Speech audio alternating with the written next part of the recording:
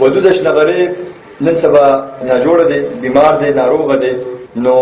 داغي په اجازت باندې چونکه هغه نه دی راغلی، نو داغي نظم زه غواړم دا وزه تاسو ته وړاندې کوم. ودود شنغري صاحب د حیات اقبال حیات په فتلوي د نظم عنوان دی حیات اقبال. اے ژونده اے زما د دار ملګریه حیاته، اے لیکیا اے ستوریه په توردم کې سوغاته، زه نه پوهېږم ستړی یم چې کله دمه کېږم، ته مه ودرېږه ژوند په دا روان یا تر مماته، زه دل ستا په ګیله باندې پریشان شم، زه غواړم چې ستا په سر په منډه در روان شم، حالات څه داسې وي چې اراده مې ایفا نشي،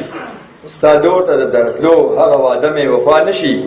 دا مه وایه چې زه ګنې په زړه کې خفه نه یم، خو څو کړمه